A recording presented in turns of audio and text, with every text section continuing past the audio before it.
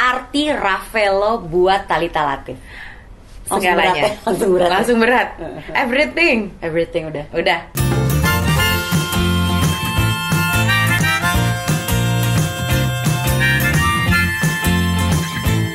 Moms, apa kabar? Hai Mom. Memulai obrolan agak berat ya, langsung kayaknya tek gitu langsung ya. aku kira kayak apa kabar dong.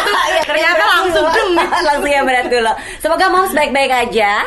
Semoga juga hari ini bisa menyimak obrolan saya dengan Talitha Latif. Saya selalu senang ketemu Talitha Latif karena pasti kalau ketemu Talitha Latif itu sama mamahnya Talitha juga. Udah bisa ngobrol banyak. Iya betul. Bisa ngobrol banyak. Hari ini kita mau obrolin satu kehidupannya Talitha sekarang. Talitha sekarang punya kehidupan, we can say sekarang kehidupan baru ya. Iya. Iya kan? Iya.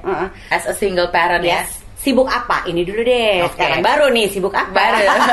Kalau kegiatannya Kak, sebenarnya masih sama aja seperti yang Kakak tahu juga gitu, masih seputar hosting. Dan aku juga sekarang ngerambah nih karena ya itu tadi, karena single parent berarti aku harus memanfaatkan apa yang aku bisa dan apa yang memang mumpuni dari diri aku gitu. Dan kalau dari segi peran ganda juga kan? Betul. Jadinya aku sekarang merambah ada bisnis gitu. Jadi kayak tapi aku starting di kuliner. Sebenarnya banyak sih aku pengen ngerambah ke beauty juga. Aku pengen karena I love it gitu. Karena memang passion aku adalah dunianya ini nih, dunia kita ini loh gitu. Passionnya emang di sini. Jadi aku udah 20 tahun di dunia syuting-syutingan ini. Jadi aku pengen sekarang agak pelan-pelan aja lah, agak slowing down dalam arti kata, pengen waktu yang lebih fleksibel buat Ravelo tentunya juga. Itu ya kan? gitu, karena buat anak gitu. Kalau Betul. aku terlalu fokus di persyutingan sehingga waktunya sedikit. Iya sih, benar sih. Ya Setuju. Nah, jadi kalau misalnya aku Nggak bisa waktu fleksibel yang ya. lebih fleksibel, aku bisa punya waktu quality dengan anak lebih banyak. Jadi kayaknya karena di kehidupan yang baru ini peranku ganda, kayaknya aku harus lebih wise dalam mengatur itu. Gitu. Kalau kalau aku hanya memikirkan diriku, mungkin egoku maunya ya syuting aja terus gitu. Tapi ketika aku kayak gitu, aku nggak mikirin orang di sekitarku kan, karena waktu nggak ada. Jadi your priority changes ya, udah berubah aja gitu semuanya. Gitu. Jadi sekarang aku lebih pikir, oke, aku harus melakukan hal yang membuat aku punya waktu lebih banyak untuk spend dengan keluarga, terutama anak aku. Jangan sampai dia punya pemikiran bahwa bunda tuh sibuk banget kerja. Aku nggak pengen. Ini nggak mau nih ada cap itu. Nggak pengen. Dia harus tahu ibunya memang capek bekerja. Dia harus tahu memang ibunya memang beraktivitasnya cukup padat. Dia harus tahu itu. Tapi aku nggak pengen hilang waktunya sama dia. Gitu. Makanya I do business karena aku rasa kalau bisnis itu kita own the produk gitu kan. Jadi kita yang mengatur bagaimana ya. Tapi kalau misalnya kita kerja sama orang itu agak repot karena mau nggak mau aku harus mengikuti apapun itu SOP dari orang tersebut gitu kan. Bener. Gitu. Jadi ya begitulah. Tapi ini merambah karena kan aku juga masih early 30. Jadi aku pikir kayak I have a lot of time buat belajar juga, buat jatuh bangunnya. Aku rasa aku harus start earlier dan mungkin orang-orang ada yang udah duluan, mungkin ada yang belakangan, tapi aku rasa ini good timing buat aku gitu. It's never too late kalau aku kayak gitu. Ya kan. Nah, sekarang ini kalau aku lihat Talitha juga lebih fit, lebih turun banyak banget ya. Lumayan 22 kilo. Itu banyak. Aku naiknya juga banyak juga, soalnya aku naiknya sekitar more than 35 sih. Tapi yang jadi ini aku yang terakhir ini aku 2 kali kan. Dulu orang selalu gini, Talitha gemuk, berhasil kurus waktu punya anak pertama. Tapi itu kan karena hamil dan melahirkan punya anak lah ya gitu. Nah, yang kali ini aku naik bisa lebih banyak dari orang hamil karena hormon. Iya. Gitu. Jadi karena aku survive dari thyroid cancer ya gitu. Jadi ada unstable hormon di situ yang membuat aku memang mengalami kenaikan berat badan sampai puluhan kilo. Tapi ini udah 20, lumayan ini dong. Udah cut off 22 kilo. Separuh lebih dong sebenarnya actually. Iya kan? Iya. Ya, dan ini berapa lama nih nurunin? Aku santai sih tapi kurang lebih setengah tahun. Oke. Itu gimana caranya? Aku ke dokter. Kayaknya teman-teman kakak juga pada situ. Gue pada kesitu juga sebenarnya. Jadi iya Kamona yang terakhir aku lihat dia baru mulai itu. Terus aku udah setengah tahun gitu. Cuman aku bilang ke dokter karena aku ini base-nya bukan gini, kurus itu buat aku bonusnya. Sehatnya yang dikejar kan. Sehatnya yang dikejar karena aku punya unstable hormon itu. Jadi aku pengen benerin itu dulu. Nah, aku nggak pengen yang drastis, iya kan, gitu. Mungkin kalau itu aku berpengaruh kan, berpengaruh. Kalau misalnya aku mungkin bener-bener yang program yang gimana banget, mungkin nih dengan berat segini aku bisa hilang di 2-3 bulan. Tapi aku nggak mau. Gitu. Jadi aku bilang aku mau yang bener-bener slow aja, Dok. Aku yang santai aja. Yang penting pola makannya jadi bener. Ya. Aku mengerti apa yang boleh aku makan dan yang tidak boleh gitu. Dan hasil lab aku dulu deh. Hasil lab yang dikejar sehatnya, jadi hasil lab aku dulu deh gitu. Kalau hasil lab aku oke, berarti pola diet yang aku jalani bersama dokter gizi ini cocok di badan aku kan gitu. Iya benar. Jadi makanya aku bilang hasilnya kurus itu adalah bonus gitu. Lebih enak nggak berasanya sekarang? Jauh lebih enak. Kayak aku tuh unstable hormon itu kemana-mana tuh efeknya. Bisa ke berat badan iya, ke secara mental health, emosionalnya juga iya. Hormon soalnya. Hormon kan. Terus secara kulit breakout iya. Jadi macam-macam nih. Seluruhnya dari si steroid ini tuh seluruhnya gitu. Jadi pola hidup juga jadi susah banget, tidur dan lain-lain gitu, kayak susah udah di gini tapi mata melek aja gitu. Nyala terus aja gitu, terus padahal kayak oke, relax minum chamomile tea, minum nggak ngaruh gitu, kayak gitu. Jadi tapi dokternya bilang kayak itu kayak memang itulah struggle kita kan, semua butuh proses tuh gitu. Jadi aku pikir yang namanya proses itu nggak pernah instan. Jadi kalau aku mau instan nantinya akan baliknya cepat, bounce back gitu. Aku nggak mau. Aku pengennya yang terus. Jadi lebih baik yang slow proses tapi terus dengan baik. Dan akhirnya aku jalanin itu sampai sekarang sih. Oke. Mari kita ngobrolin Rafaela lagi. Tadi pertama udah disinggung. Rafaela sekarang 9 tahun, udah mau 10 tahun. Iya. Preteen. Challenging of course. Very challenging. Tantangannya apa deh? Apalagi gini, anak preteen and now Talitha is a single mother. Iya. Apa nih tantangannya yang paling berasa? Tantangannya yang paling berasa adalah perubahan emosionalnya dia. Itu berasa karena dia mulai bisa mengungkapkan rasa tidak suka dan rasa suka secara pribadi. Kalau dulu zaman balita kan dia ngikut aja ya kan, namanya cuma nggak mau udah titik gitu kan. Kalau sekarang aku nggak mau karena benar. Aku mau karena gitu. Jadi dia punya reasonnya. Kalau dia mau ikut, ya aku mau ikut karena ini.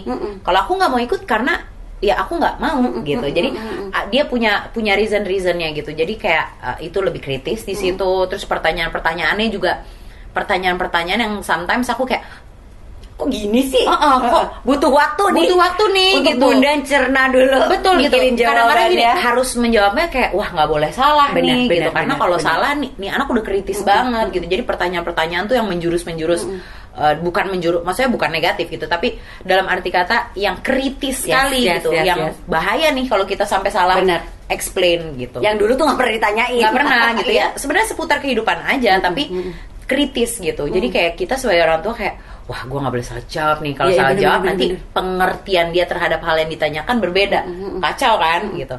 Itu terus juga karena kondisinya pandemi nih Kak gitu. Jadi banyak hal-hal yang mungkin seharusnya di usia mereka ini, di usia Rafaela ini rasakan, dia tidak rasakan. Iya sih, ya kan? Kasihan anak-anak zaman sekarang ini mau berapapun usianya. Iya gitu. Jadi kayak aku lebih mencoba kan aku sama papi mami nih di rumah. Jadi kita kayak mencoba memberikan fasilitas-fasilitas yang mendukung memang untuk perkembangannya dia, perkembangan anak-anak di usia dia deh, di era sekarang ya, kondisi pandemi nih quote and quote gitu.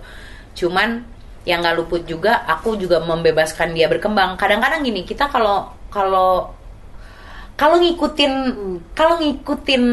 dia punya mindset dan dia punya pengertian dalam activity hari-hari, berantem terus kasih. Iya kan? Iya dong. Iya nggak sih Mam? Iya dong. Karena aku maunya gini. Sebenarnya selalu nggak boleh begitu. Kayak selalu bentrok dengan yang seharusnya. Iya. Dan bahkan aku aja pernah nangis loh. Karena jadi menarik. Aku pernah nangis karena nangisnya tuh gini.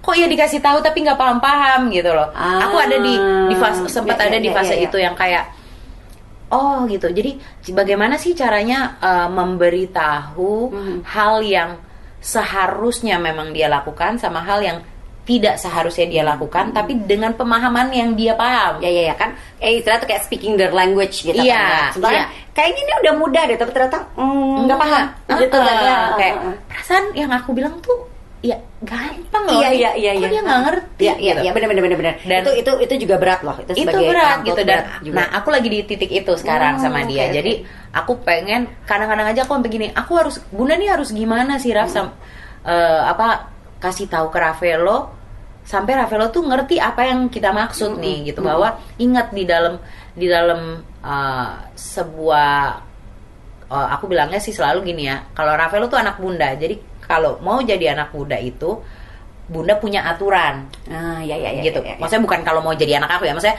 kalau hidup dengan aku gitu, aku itu seorang ibu yang punya aturan, bukan yang bebas-bebas aja. Sebenarnya tujuannya karena tujuannya adalah yang mendidikmu. Yang now mungkin kamu denial, but later thanks to me gitu ya, kayak kamu akan berterima kasih, kayak thank you ya Bun dulu gini gitu, tapi itu later gitu, tapi nggak apa-apa gitu. Cuman aku juga bingung how, bingung bagaimana gitu, sampai kadang-kadang ke Mami kayak aku udah nggak ngerti lagi gimana bilang ke Mami gitu. Aku sempet pernah aku nangis beberapa kali gara-gara mau kasih tahu dia tapi bingung gitu caranya. Tapi akhirnya ya pelan-pelan lah, itu kan proses. Jadi kadang-kadang ya aku dibantu sama Mami, dibantu sama Papi gitu. Dalam artian karena aku sendiri kan, aku nggak ada partner untuk, dalam arti gini, aku nggak ada partner yang pribadi gitu untuk aku sharing. Jadi partner pribadi aku adalah orang tua gitu, yang which is ya mereka udah jauh lebih berpengalaman dari kita dan sudah melewati fase itu kan dulu. Ya aku tanya lah sama mereka gimana sih gini, nanti ya Papi dari pola pikir laki-laki, Mami dari pola pikir perempuan, dan aku yang di era sekarang. Bener. Gitu. Kan menyesuaikan dengan yang sekarang ya. Jadi kayak ya udah kita coba cari, ya pelan-pelan Ravelo ngikut, pelan-pelan ngikut ya, namanya kan proses juga buat dia pembelajaran dan pemahaman hal-hal baru gitu. Jadi itu sih aku sekarang lagi di fase itu sama Ravelo. Gitu. Kalau dari ceritanya Thalita tuh aku bisa sedikit menyimpulkan sebenarnya Ravelo itu cukup terbuka ya sama bundanya. Terbuka. Dia terbuka sih. Dia apa-apa cerita. Jadi gini, dia tahu bahwa ibunya adalah apa ya bilangnya tuh Kak, kalau misalnya pokoknya ya gue hidup nih, rules gue adalah Bunda. Dia tuh tahu itu. Jadi dia ketika misalnya dia dengar tuh pintu kamar aku buka tek gitu, kan dia tahu misalnya contoh mudah deh, hari-hari di rumah makan aku nggak mau lihat ada any kind of electronic di meja makan. Keren. Iya. Jadi terus nanti dia bilang why, sepupu-sepupunya ini do ini, aku bilang they have their own rules. Yes, I agree. But setiap rumah punya aturan yang berbeda. Setuju. Kamu tinggal di sini berarti bersama Bunda. Bunda punya aturan ini. Jadi aku nggak mau makan bergadget. Apapun itu, mau you name it, mau phone, tablet, jadi laptop, fokus sama makan udah. Fokus gitu makan. Kan? Kamu bisa main itu lagi ketika makan selesai. Habis makan boleh tuh. Gitu. Karena aku bilang kenapa? Waktu makan itu adalah waktu kita berkumpul kan, gitu. Jadi aku pengen dia paham bahwa waktu makan itu adalah spesial, kita kumpul sama orang rumah, kita bisa share. What did you do today? Bagaimana ini? Bagaimana itu? Ya kan? Bonding time. Gitu. Aku pengen, itu paling aku bilang, Raf, makan paling 5-15 menit selesai gitu. Habis itu you can go online lagi with your friends, apa segala macam. Dia baru mulai mengerti online game. Aku itu cukup agak lama menahan Ravelo. Until now Ravelo mau 10 tahun aku tidak kasih dia handphone loh. Tapi tablet ada. Iya, barengan sama Thalita jadinya kan? Enggak sih. Aku nggak pernah izinin. Aku nggak pernah pinjemin handphone aku ke dia. Oke. Dia suka paksa opanya. Yang paling lemah sama dia adalah opanya. Karena namanya cucu ya. Cucu pertama jadi ke opa pasti kayak ya udah. Tapi aku suka gini, Papi jangan dong, aku udah gak kasih, Papi kasih lagi. Kasian, gitu kan. Namanya opa ya, aku bisa ngerti. Tapi kalau aku dia nggak berani. Dia udah tahu tuh. Jadi kalau mau minjem handphone aku, dia tuh bener-bener kayak, Bunda sibuk nggak? Bunda ada Zoom meeting nggak? Bunda gitu. Dia gitu. Bunda lagi online nggak? Kalau nggak, aku boleh nggak? Gitu. Jadi dia nggak kayak ambil nonton gitu, nggak berani. Tapi kalau ke opanya dia berani. Karena dia punya tablet, dan tabletnya dia itu aku sengaja nggak selalu renew. Oke. Bukannya nggak mau, gitu. Tapi kalau renew dengan yang baru berarti dia terus ngikutin perkembangan yang terkini. Jadi akan harus fokus sebenarnya. dia akan fokus ke situ iya, terus aku gitu. setuju. Jadi aku biar nanti kayak sometimes ada beberapa apps misalnya nggak compatible misalnya gitu ya, karena mungkin dia pakai udah mungkin 2 years gitu. Nanti dia kenapa gini? Aku diemin aja. Oh ya masa sih? Oh ya, gitu. Aku belaga kayak gitu aja. Tapi aku pengen tahu bahwa dia bisa nggak memiliki solusi dari kalau teman-temannya bisa dan dia nggak, bagaimana? Ya aku nggak pengen. Bukan berarti aku tidak kasih ya. Akhirnya nanti tiba-tiba aku surprise kayak ini the new one gitu. Tapi nggak semudah itulah enggak intinya. Gitu. Iya, aku iya, nggak semudah itu. Dan itu juga menurut aku ada baiknya juga. Jadi dia nggak begitu, lu ngerti kan Kak? Yang setidaknya dia bisa berkomunikasi lah sama orang lewat, nggak yang hai makan aku kenyang, nggak yang gitu loh Kak. Gitu. Jadi ya aku agak ini sih seneng dengan hal itu. Jadi walaupun anak zaman sekarang nggak mungkin lah kalau mereka tumbuh udah dengan ini udah pasti, tapi setidaknya ada pembatasan itu dari rumah basicnya. Jadi kalau ke tempat lain dia lihat tuh orang kayak gitu, terus nanti dia gini, aku boleh nggak? Ya aku lihat kalau misalnya rame sama saudara-saudaranya, oke. Tapi kalau misalnya aku lihat mungkin tempatnya juga bukan, misalnya tempat yang formal, yang nggak untuk begitu-begitu, terus aku bilang no. Aku cukup liatin kayak dia udah kayak bun, terus aku cuman kayak ngelirik kayak no. Udah dia udah oke. Gitu. Aku berarti ngeliat gini, Thalita tuh deket sama Raffaello, tapi Thalita juga adalah seorang ibu yang mengajarkan disiplin kepada anak. Oh iya sangat, yes. Sangat. Karena aku berpikir gini, aku perempuan. Kalau gini ya, mohon maaf nih mams gitu, aku sendirian. Kalau aku hanya menjadi ibu, dia akan berpikir bahwa ibu tuh yang selalu paling care, yang paling memberikan kenyamanan, zona nyaman. Karena gue punya papi yang galak gitu, atau kalau papi aku aturannya, waduh aku takut gitu. Karena dia tidak mendapatkan figur itu saat ini, ya aku harus menjadi alfa juga. Gitu. Jadi aku nggak bisa hanya menjadi ibu yang memanjakan, memberi zona nyaman, tapi di sisi lain aku harus menjadi ibu yang alfa gitu. Yang dia si anak ini tahu bahwa oke, ada aturannya, ada kalau misalnya dia ikutin aturannya, oke, lo bisa dapetin yang lo mau. Kalau lo nggak ikutin, berarti lo nggak bisa dapetin yang lo mau. Minimal di situnya Raffaello harus bisa tahu, gitu. Jadi aku pengennya itu gitu. Aku nggak pengen karena yes gue sama bunda berarti gue mau apa aja bisa tinggal minta. Gue mau ini, bunda gue nggak akan marahin gue mau ini. Aku nggak mau gitu karena anak laki-laki. Gitu. Tapi bukan cuma aku pribadi juga adalah ibu yang seperti itu sebenarnya. Maksudnya tetap ingin mengajarkan disiplin karena kan we know ya, orang kan nanti kita akan melepas mereka kan di kehidupan nyata dan ada rules ya kan. Kalau mereka nggak terbiasa ya kan. Especially cowok gitu, especially cowok gitu. Kalau perempuan kalau aku nih melihatnya bukan karena aku perempuan di keluarga. Aku kakak pun juga perempuan, jadi semua perempuan, nggak ada yang cowok. Ya sepupu banyak yang cowok, tapi yang langsung. Jadi aku nggak pengen anak aku ini hidup selalu dengan comfort zone-nya, karena dia laki-laki. Kalau kita perempuan hidup dengan comfort zone nggak masalah, karena nanti kita akan ada leader di dalam hidup kita. Kita akan memiliki pasangan seorang laki-laki yang akan menjadi leader kita. Tapi kalau laki-laki nggak boleh ada di zona itu zonanya perempuan. Disiapin dari sekarang. Jadi aku dari awal gitu. Kenapa misalnya dia punya sepupu, dia selalu mengcompare. Aku bilang kita nggak boleh mengcompare diri kita sama orang lain, even itu saudara kita.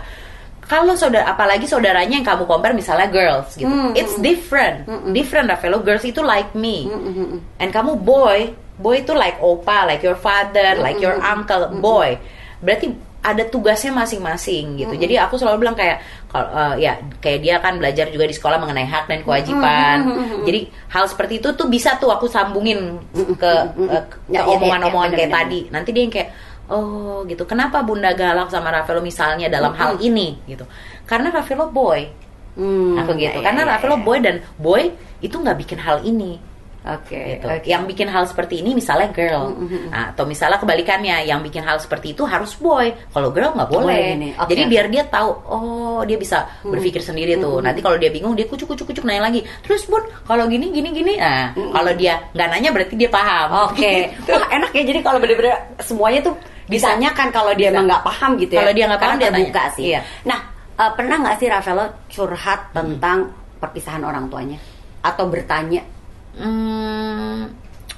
Di awal-awal pernah sih dia nanya sama aku. Tapi kalau lately Udah paham. Dia karena udah semakin besar dan mungkin dia punya historinya juga dia masih inget gitu ya. Maksudnya bukan diinget-inget, aku juga nggak pernah suruh dia inget-inget atau gimana ngebahas terus juga enggak. Tapi maksudnya dia tuh tahu gitu. Jadi kayaknya dia mungkin itu di hati kecilnya mungkin pain juga ya gitu. Jadi kayak dia aku nggak ngerti apa yang ada di mindset dia, tapi sepertinya gitu dia seperti tidak mau membuka luka itu gitu karena dia tidak pernah bahas until now. Jadi dia sempat dulu waktu butuh waktu zaman 3 tahun yang lalu nih. Mohon maaf nih Mams, karena anaknya ada di balik kamera jadi aku ngomongnya agak hati-hati. Jadi ada sebenarnya Rafaela ada di sini juga sebenarnya. Jadi kayak pokoknya waktu di awal banget gitu ya. Sampai akhirnya aku cuman berdua sama dia, itu dia pernah bertanya gitu, maksudnya ya seputar the problem gitu. Tapi ya aku kasih pengertian ke dia bahwa yang Rafaela perlu ingat adalah Rafaela itu tidak akan kurang kasih sayang dari kedua belah pihak, dalam artian ya dari saya ataupun dari side ayahnya gitu. Jadi aku nggak pengen aku nggak pengen dia gini ya. Mungkin aku sama Rafaela adalah sebuah korban dari peristiwa ini, tapi aku nggak pengen dia hidup dalam luka.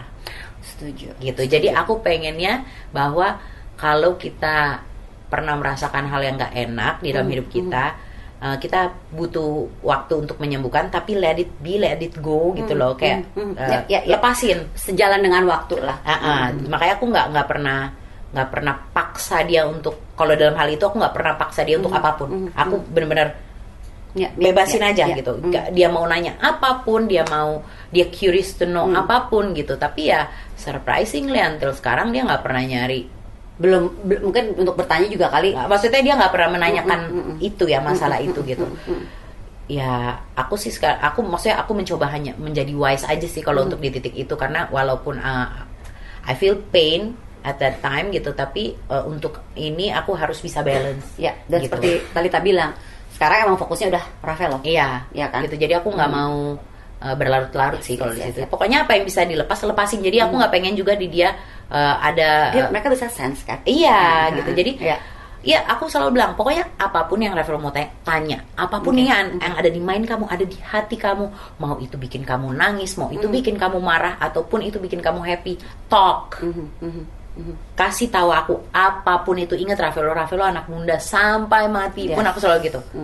Kamu adalah hidupku, aku bilang. Aku akan hidup apapun itu untuk kamu. Aku bilang gitu kalau lagi tidur berdua gitu.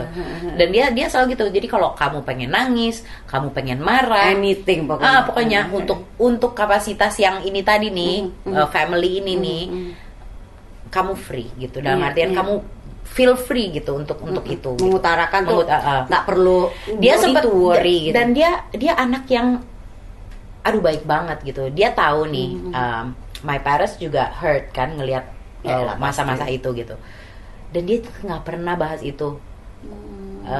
Maksudnya iseng-iseng curiousnya umurannya dia waktu 2-3 tahun yang lalu gitu, nggak, dia tahu karena I know my grandparents juga hurt gitu. Oke. That's why sekarang memang Talita fokusnya adalah menciptakan suasana yang positif karena untuk semuanya. Betul. Ya, gitu. Jadi supaya vibe-nya tuh stay di positif terus kan. Gitu. Satu adalah itu adalah proses juga untuk diriku. Gitu. Yang kedua anakku dan orang tua aku gitu. Jadi ya aku pengen semuanya sih sebenarnya, tapi yang namanya proses yang kayak tadi aku bilang Kakak enggak. Gitu. Iya, jadi aku bisa proses butuh waktu. Iya, kayak gitu kan. Sekarang aja udah 1 tahun, alhamdulillah gitu. Kayak sebenarnya aku sendiri itu udah mau 4 tahun ini, gitu loh. Jadi sebener-benernya banget gitu kalau dalam segi relationship nih gitu, aku kayak ya aku udah independen dengan sendirinya aja. Karena berjalannya udah lumayan lama. Udah lumayan lama, tapi proses secara legalnya baru 1 tahun yang lalu. Tapi sebenarnya perpisahan atau bisa dibilang aku hidup sendiri dan udah lebih seperti lama, kayak single parents gitu. Sebenarnya ini udah jalan tahun keempat gitu loh. Nih, kadang-kadang di masyarakat kita tuh masih suka ada stigma negatif gitu tentang being a single mother gitu. nggak apa-apa kalau ada suara-suara. It's okay, it's okay. Karena kita syutingnya secara keluargaan, ada anak juga soalnya kan. Jadi it's family time gitu kan. Jadi again masih suka ada orang-orang yang memiliki stigma negatif tentang being a single parents ya kan, being a single mom. Talita ngadepin itu nggak? Karena kan kadang-kadang kita juga masih suka mendengar ya, which is kalau buat aku cukup sedih dengernya ya, kayak misalnya gini, no, just stay, bertahan, udah nggak apa-apa daripada kamu sendiri being a single parents itu nanti kamu diomongin loh, tapi you don't kamu nggak mendapatkan kebahagiaan dan nggak healthy relationshipnya ya kan. Nah, Talita pernah ngadepin nggak sih, atau ada nggak omongan orang about that? Iya, namanya kita kerja di industri yang seperti ini, ada aja yang ngomong seperti itu. Tapi aku lebih kalau aku punya prinsip adalah I don't care. Karena aku berjalan dengan sepatuku, kamu berjalan dengan sepatumu. Jadi kamu nggak tahu apa yang aku hadapin dan aku pun juga nggak tahu apa yang kamu hadapin. Kita menghargai aja. Kalau aku punya keputusan seperti ini, berarti sudah aku pikirkan dengan matang. Berarti aku sudah tahu apa konsekuensinya. Berarti aku sudah tahu ketika aku take a step, berarti sudah ada yang sudah dijalanin, sudah ada usaha-usaha yang dilakukan dan memang tidak bisa. Karena kan ini bukan hubungan 1-2 tahun kayak ini kan hubungan 12 tahun, Bo. Dan Talita tadi juga bilang ini kan sebenarnya proses sampai legalnya nih 1 tahun, tapi kan sebenarnya udah ada 3 tahun yang sebelumnya nih ya kan. Jadi aku sebenarnya sendiri udah 4 tahun gitu loh. Jadi kayak buat aku now I'm fine gitu loh. Jadi kayak nggak ada masalah bagaimana, anakku tumbuh sehat, cerdas gitu, aman, tidak kurang suatu apapun. Jadi everything is okay gitu. Kalau soal sudut pandang orang gitu, aku tidak bisa mengatur orang-orang untuk berpikiran selalu baik dan positif terhadap aku. Jadi ketika ada orang yang memang memahami, terima kasih. Tapi ketika ada orang yang tidak paham pun aku akan terima kasih. Karena I have my own life, I have my private life yang aku tidak share. Dan aku tidak punya keharusan untuk share gitu loh. We cannot please everybody. Iya gitu. Jadi kayak hal-hal yang bisa aku share yang positif, yang menurut aku fungsinya banyak dan baik bagi orang, aku akan share. Tapi kalau yang sifatnya pribadi atau private, ya itu kan tergantung aku mau share apa enggak gitu loh. Jadi kalau misalnya memang ada poin yang memang buat dibagi bisa, ya aku akan bagi. Tapi kalau enggak, ya that's my right. Dan sekarang ini juga fokus saya adalah anak, keluarga, kan? Keluarga, anak gitu. Jadi kayak, begini ya, maksudnya dalam mencari partner itu kan nggak sembarangan, gitu loh. Apalagi aku memiliki anak juga yang udah growing up niche, gitu loh, udah preteen niche, gitu. Pasti dia juga akan lebih concern, gitu. Kalau ngomong soal yang mendekati ada, punya teman dekat, punya orang-orang yang sekarang mengisi kekosongan aku, ada, gitu. Cuman ya aku jalanin aja dulu gitu, karena yang namanya kita baru dalam fase hidup yang maksudnya mengalami kegagalan kan gitu. Jadi aku berhati-hati gitu loh, Kak, ngerti nggak sih? Membuka hati gitu, tapi ya berhati-hati gitu. Nah, berarti aku juga melihat Talita, walaupun kita jarang ketemu ya, tapi setiap ketemu tuh suka banyak obrolan gitu ya sama Talita, sama Mama. Talita tuh adalah, aku bisa melihat adalah orang yang selalu mengambil pelajaran dari satu kejadian dalam hidup, mau itu kejadian bagus maupun kejadian jelek. So, apa pelajaran yang Talita petik nih dari satu babak kehidupan Talita ini? Banyak sih, tapi kalau aku bisa bikin pointers adalah kesabaran, terus tidak boleh buru-buru dalam mengambil keputusan gitu. Karena aku mengalami itu ya, buktinya secara aku separate-nya udah dari 2018, but legalnya 2021. Itu pasti perjalanan panjang. Karena aku nggak pengen sampai salah mengambil keputusan, karena aku nggak pengen jadi dipikirin dulu dalam banget sampai sakit. Jadi ketika aku ngalamin sakit, itu udah turning point aku yang kayak ini udah saatnya aku memperhatikan diriku. Berarti aku udah terlalu memikirkan orang lain, so now it's time for me gitu. Jadi ya udah, aku disitulah ketika aku tahu kayak gitu, aku harus bikin, maksudnya aku harus maju, aku harus melangkah gitu. Melangkah bukan buat sesuatu yang buruk, tapi melangkah demi kebaikan kami semua gitu loh. Melangkah demi otomatis first thing first me gitu. But di sini me dalam artinya bukan ego, tapi lebih ke kebaikan bersama gitu. Karena kalau aku tidak mengambil langkah itu, penyakit ini tidak akan, maksudnya bukan penyakit tapi problematika ini tidak akan pernah selesai dan akan menimbulkan penyakit lain. Ya, gitu loh. Ketika aku udah dikasih, jadi kayak numpuk gitu. Jadi ketika aku udah dikasih sign dengan kena cancer, itu menurut aku itu adalah udah tandanya. Gitu. Jadi mungkin dalam artian gini nih, kalau secara religiusnya tuh ibaratnya kayak Tuhan tuh udah ngingetin aku nih dari berbagai banyak cara, mulai mungkin dari orang tua, mungkin dari kakak, dari anak, dari apa, tapi kok nih Talita kuat banget ya gitu loh. Secara ini kalau kita ngomong secara gampangnya tuh Kak gitu, apa yang bikin dia bisa move forward gitu, yang bikin dia untuk oke gitu, karena kan aku lama gitu loh, untuk menentukannya tuh lama banget loh gitu. Padahal udah nggak serumah, udah nggak tinggal bareng gitu, tapi kenapa lama banget gitu? Karena memang segitunya aku mempertimbangkan. Dipikirkan matang, itu udah kelewat matang berarti. Udah kelewat matang banget. Ya itu image orang. Bagaimana terus sampai akhirnya aku di titik kayak aku hidup bukan buat orang, aku hidup untuk diriku. Kalau aku makan sekarang sama nggak makan sekarang, bukan orang loh yang hidupin aku. Tapi it's a good thing, jadi ya kan no regrets. Iya, karena kan udah melalui pemikiran yang matang banget. Jadi emang di saat mengambil keputusan udah nggak ada penyesalan. Dan karena kan prosesnya udah panjang loh mikirnya, bukan yang keputusan gegabah yang nggak aku mau gini sekarang juga gitu kan. Jadi udah mateng banget. Tujuan aku itu supaya nggak ada penyesalan. Supaya tidak ada penyesalan. Jadi aku juga setelah ini juga bukan berarti juga kita juga jahat-jahat apa segala macam. Maksudnya hidup masing-masing aja, nggak saling mengganggu, nggak saling. Ya maksudnya gini, kalau dia mencari anak silakan, tapi ya pokoknya aku tuh kayak gimana ya, aku orangnya baik-baik aja deh, nggak mau ada musuh gitu loh. Jadi kalau urusan dari pihak-pihak lainnya bagaimana ya itu urusan masing-masing aja gitu loh. Tapi kalau aku ya begini aja, nggak berubah gitu. Mau cari aku di rumah ada gitu, anak aku di rumah ada gitu. Jadi kayak ya udah gitu. Tapi untuk kehidupan selain itu ya masing-masing aja gitu. Ini di saat ini mungkin kita juga yang menyaksikan Mom Talk hari ini pasti juga ada single mom atau yang sekarang ini lagi diambang mengambil keputusan gimana ya caranya menyiapkan diri untuk jadi single mom.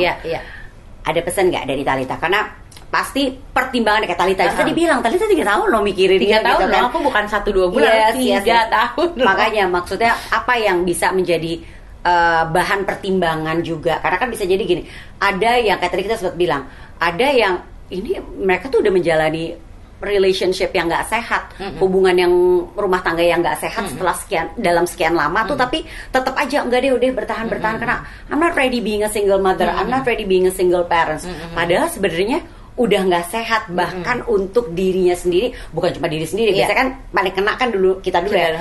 Tapi udah kemana-mana. Nah kayak tadi Talita bilang, udah kemana-mana nih gitu kan. Ya kalau gini ya, susah sih. Jadi ini moms, aku bukan memprokan orang yang mau single parents ya gitu, karena aku sendiri juga mau kok punya pasangan gitu. Dan Talita pun juga butuh waktu lama loh untuk memutuskan itu. Iya gitu. Cuman di sini konteksnya adalah ketika relation itu menjadi toxic di dalam hubungan, udah nggak sehat. Udah nggak sehat berarti udah menimbulkan banyak negativity di dalam banyak faktor nih. Secara psikologis secara ibaratnya lahir batin tuh kita nggak happy gitu, bahkan udah sampai sakit gitu ya. Kita nih hidup buat apa sih gitu loh. Memang benar di ajaran agama misalnya gitu, kita wanita harus mengikuti suami. Nah sekarang kalau dalam ajaran-ajaran yang pakemnya seperti itu dan kita sudah lewatin satu per satu dan doesn't work, jadi bagaimana lagi gitu? Berarti kan kita harus berusaha, ya usahain dulu. Oke, kita bikin lagi pointers-pointersnya, yang do and don'ts-nya sebagai seorang istri, sebagai seorang pendamping di dalam ajaran hari-hari, di dalam ajaran agama, di dalam semuanya deh kita masukin. Coba kita cerna satu persatu. Pasti deh kalau udah menikah pasti kan kita cara berpikirnya juga akan lebih luas dong daripada kalau pacaran ya kan. Akan lebih banyak mempertimbangkan semuanya. Nah kalau aku benar-benar bikin seperti itu dan aku lewati satu persatu. Jadi aku nggak pengen aku memutuskan sesuatu itu karena orang lain, karena temen. Lu tuh udah nggak sehat banget loh. Iya. Ini penting. Nah, ini penting atau karena ibu, atau ini ibuku. ada nih buku, nggak bisa dia mengganggu. Jadi aku benar-benar memberikan pagar untuk semua orang, even orang tuaku. Jadi benar-benar ini kualitas, jadi ya kita mungkin, sendiri. Ya baru jadi bilang. Buat moms misalnya yang ada di posisi seperti aku waktu lalu gitu, aku bukan berarti mendukung gitu, tapi memang benar harus dipikirkan baik-baik apakah itu menjadi keputusan yang terbaik di dalam relation itu atau tidak. Kalau misalnya tidak dalam arti kata bercerai itu bukan hal yang terbaik, ya jangan. Iya gitu. benar. Berarti kalian itu sebagai pasangan ya masih butuh each other. Cari gitu. solusi untuk memperbaiki. Betul, carilah solusi memperbaiki. Tapi ketika memang tidak ada lagi jalan di dalam hubungan itu untuk bisa sehat kembali, ya ngapain saling menghancurkan satu sama lain. Kalau misalnya salah satunya udah sakit, apalagi sakit keras, saya kan kanker gitu. Jadi ya jangan sampai hubungan relationship yang dari sehat menjadi toksik ini akhirnya menjadi toksik beneran sehingga salah satu jadi korban. Aku ada di titik udah sampai segitu gitu, sampai akhirnya aku sampai terkena cancer, di mana yang siapa sih yang mau kena cancer usia 30 tahun gitu loh. Gitu. Cuman I've been there gitu. Aku ngejalanin itu, menghadapi itu semua gitu. Jadi aku penuh dengan pemikiran yang kalau aku lakukan ini nanti begini. Kalau aku lakukan ini nanti begini. Jadi semua tuh di jalanin. Kontranya tuh dipikirin dulu. Jadi ibaratnya nih ada mangkok nih, semua bumbu aku masukin. Pakai timbangan tuh. Pakai timbangan semua. Tapi tetap mangkok tinggi kan. Temboknya ini tetap tinggi. Jadi nggak ada yang bisa campurin. Aku punya campuran ini. Jadi aku sendiri, aku di situ sampai di titik yang oke, ini saatnya gue selesai. Karena gue sudah mencoba ini semua faktornya udah nggak bisa, ya sudah.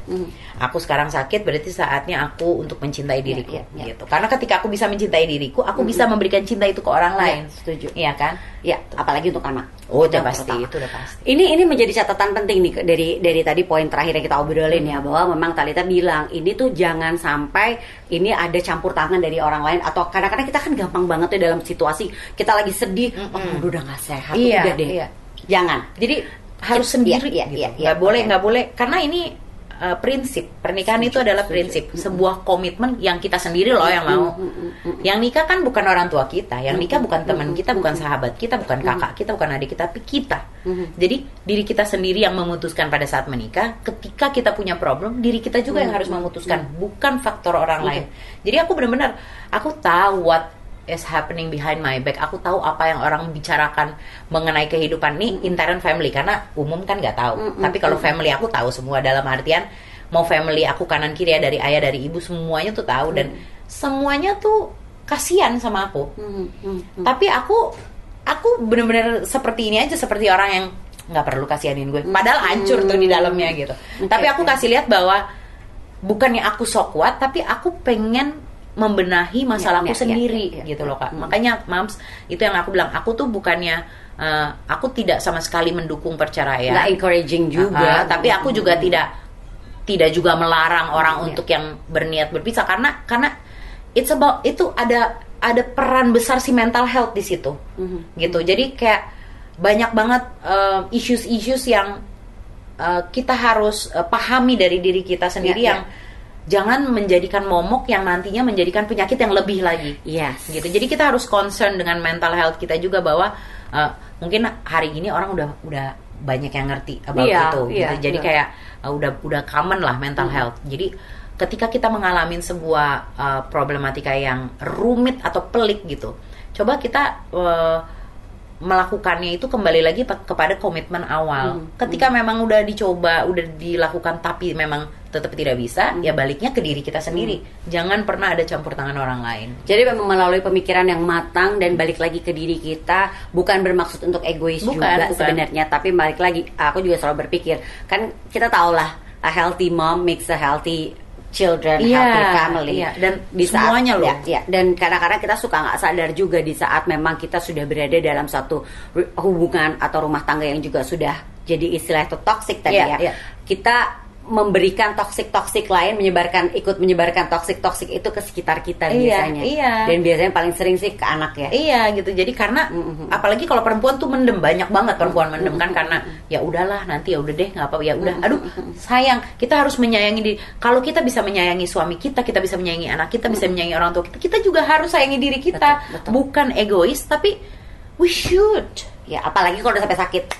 Nggak bisa. Jadi kita harus benar-benar rata gitu. Bagaimana kita bisa mencintai orang lebih kalau kita tidak mencintai diri kita sendiri? Bagaimana? Sama aja sama halnya seperti bagaimana kita minta orang menghargai kita kalau kita aja nggak bisa menghargai orang lain. Gitu kan Kak? It's the same thing. Jadi kayak semua harus kita start dari diri kita sendiri, nggak bisa dari orang lain. Orang lain itu hanya bisa memberikan warning. Orang lain itu hanya bisa membuka mata kita. Orang lain itu hanya bisa membuka pikiran atau pola pikir kita. Tapi semuanya balik ke kita. Tapi semuanya yang menjalani kita, yang menghadapi kita, dan yang memutuskan juga kita. Jadi ya selalu ingatnya itu gitu. Jadi ketika memang hubungannya itu bisa dipertahankan, go ahead, pertahankan, lakukan apapun itu, usahakan yang terbaik. Tapi ketika sudah di titik maksimal, berarti apa tuh? Udah di usaha yang terusaha banget gitu, dan ternyata masih stuck dan tidak menemukan jalan yang terbaik, ya mungkin ada solusi-solusi lain yang bisa ditempuh gitu. Jadi memang perempuan itu nggak perlu takut gitu loh. Karena kita hidup di dunia, kita tuh manusia adalah makhluk sosial, nggak mungkin sendiri. Jadi kita masih punya kita punya kakak adik, kita masih punya orang tua, kita punya teman sahabat, kita punya rekan, punya kolik gitu. Jadi kayak kita banyak orang yang bisa membuka pikiran kita kalau misalnya kita get stuck dengan our mind. Kadang-kadang kan kita stuck tuh Kak, dan suka apa sih, punya persepsi sendiri, punya asumsi sendiri, yang which is sebenarnya belum tentu benar loh. Tapi kalau kita bisa sharing itu sama orang lain atau sama orang-orang yang memang pakar di bidangnya, atau misalnya let's say sama orang yang lebih tua. Biasanya kita sama orang yang lebih tua kan lebih kayak mendengar, gitu. Atau sama orang yang lebih berpengalaman kita lebih gitu. Jadi ya banyakin aja sharing. Then we know apa yang harus kita lakukan, step apa yang harus kita step apa yang harus kita jalanin gitu. Dan nantinya akhirnya kita bisa menentukan apa sih yang terbaik buat hidup kita, gitu. Yang akhirnya bikin impact baik buat sekitar kita. Gitu. Ini mungkin buat para single parents ya, single moms yang sedang menyaksikan Moms Talk hari ini, kita tentunya ingin memberikan semangat. It's not easy, perjalanan nggak gampang, tapi mungkin yang bisa menguatkan kita pasti salah satunya adalah anak, ya pasti. Kan? Dan tentunya kita memikirkan adalah untuk masa depan mereka, tentunya untuk kebaikan mereka juga, itu yang menjadi utama buat kita. Betul. Jadi tetap semangat ya, dan juga buat Talitha. Iya dong. Your new journey of life, ya kan? Ya kan? Betul. Aku sih pokoknya yang terbaik dalam hidup itu adalah we have to enjoy our life. Kita harus thankful. Itu ada background anak aku. Ada sayup-sayup lah. Ada sayup-sayup ya anak aku. Terus jadi kayak ya gitu sih, aku sih gitu, bersyukur masih diberikan nafas kehidupan, bersyukur. Terus aku happy gitu ya. Kita harus enjoy every step apapun itu gitu. Aku lagi sama Kak Inji sekarang, aku bersyukur bisa ketemu lagi, punya bisa conversation lagi. Enjoy the moment sebenarnya. Yang sederhana aja sih yang ada di depan kita dulu aja. Betul gitu. Jadi nggak usah kayak, wah hidup harus gini, nanti gimana, gimana ya, dan banyak kekhawatiran biasanya. Banyak kekhawatiran, nanti malah jadi insecure ketika nanti kita punya target atau plan ternyata tidak sesuai apa yang ada di our mind, nanti malah jadi kayak satu konflik baru lagi. Mendingan kayak lebih lepas, lebih kayak bisa thankfulnya tuh lebih ke hal-hal kecil yang daily, yang ketika kita bangun tidur terima kasih Tuhan. Banyak loh sebenarnya. Kita bisa minum terima kasih, kita bisa makan terima kasih gitu. Jadi aku selalu itu sih yang aku ajarin sama Ravelo, terima kasih, rasa bersyukur, dan ketika salah minta maaf. Iya benar. Ketika ada orang yang lebih tua atau ketemu papasan sama orang, permisi. Ketika kita looking for help, minta tolong. Gitu. Jadi itu dasar aja ya. Permisi, tolong, minta maaf, itu semua hal-hal etika dasar gitu yang sering dilupakan. Bener. Yang sering dilupakan sama manusia gitu, sama kita ini gitu, dengan segala kurangnya. Jadi aku biasanya mulai dari hal seperti itu aja dulu. Kadang-kadang misalnya, aduh, gue ngomong kayak gini banget, kayaknya nggak sopan deh gue kayak gini nih sama bokap gue atau sama nyokap gue. Aduh sorry mam gitu. Padahal gengsi juga tadi udah marah misalnya gitu. Ya sorry aku kan nggak tahu gini, tapi sebenarnya sorry beneran. Mungkin hal-hal kecil kayak gitu loh, tapi itu sangat ngaruh loh buat diri kita gitu. Kayak iya bener juga sih nyokap gue ya gitu kan. Apalagi aku dekat banget ya sama mami, pasti banyak clash-nya juga. Banyak. Tapi kan tujuan kita sama-sama. Tujuan kita misalnya itu gitu. Ya udah sih ngapain dibikin-bikin repot gitu. Jadi itu kan hal kecil banget tapi hari-hari. Ya kan? Jadi aku selalu mulai dari yang situ-situ aja dulu. Nanti dari situ kita bisa kembangin lagi keluar, lagi keluar. Impact-nya bagus buat orang lain. Aku nabur senyuman nih di saat orang tahu waktu lalu dulu kesedihan ini. Kalau sekarang I'm happy. Tapi waktu lalu di saat emang aku struggling gitu. Tapi aku terus menabur senyum. Aku bikin video TikTok yang orang ketawa-ketawa. Dan ketika itu terblow up, kan bukan aku juga yang mau blow up. Aku kalau bisa itu semua ketutup kan padahal lagi berdarah-darah ya. Iya. Tadi kayak gila dia bikin video lucu-lucu gitu padahal sebenarnya dia lagi menangis-nangis. Maksudnya gini, ngapain? Nangis itu kan gini, nangis itu baik buat diri kita, buat mental kita baik. Tapi kan nangis itu kan bukan hal indah yang bisa kita kita share.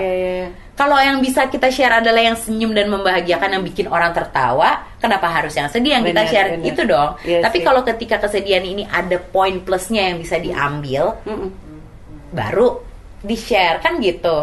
Nah aku orangnya gitu Kak, jadi kayak senyum aja gitu. Maksudnya dalam arti kata kita baik aja sama orang. Orang mau menilai kita apa, biarin. Gitu. Biarin aja tuh urusan orang. Yang penting yang langsung sama kita nih tahu kita seperti apa kan gitu. Talita pokoknya yang terbaik buat Talita.